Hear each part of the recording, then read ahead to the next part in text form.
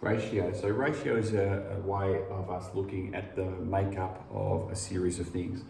For example, here we take a bowl, it's got some grapes in it, and we want to do the great ratio of black ones to red ones.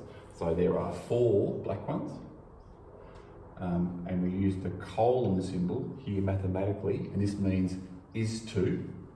So 4 is to, and it is 2 red ones. So 4 black ones is to 2 red ones. Okay. Now, for any of these ratios, we should always be trying to simplify them. So we can look here and see that we have 4 and 2. We know that 2 can be divided by 2, and 4 can be divided by 2. So we can simplify this to be 2 is to 1. In terms of students at your school, so it might be boys as to girls, okay? And apologies to anyone who doesn't fall into those categories, but just for the simplicity of the mathematics, I'll just use those 2 terms. So we might find that at your school, there is a even split of boys and girls, and that is 1 is to 1. Even though at your school, let's say there's 1,000 students and there are 500 boys and 500 girls. Okay, that's the same as 1 is to 1 in terms of ratio. If we were thinking about something like the amount of time you spend outside versus the amount of time you spend inside, so it could be out in the sun versus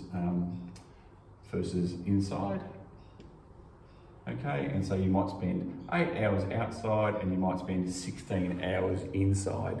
And what we see about this is that we know that 8 plus 16 equals 24, and there are 24 hours in our day.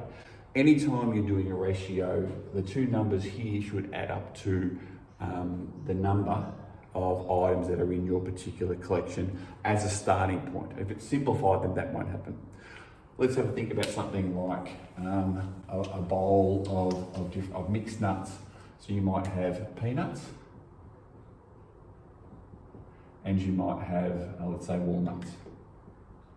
Okay. Now let's say in that bowl of peanuts and walnuts there are 10 peanuts and there are 8 walnuts. So it's 10 is to 8. That would tell us that there are 18 nuts in the whole bowl. But in that same bowl there might also be cashews. And let's say that there's 6 cashews. Okay, so it's 10 is to 8 is to 6. And we can add all of those together, like 10 plus 8 plus 6, and that would give us a total of 24 nuts in the bowl. Okay.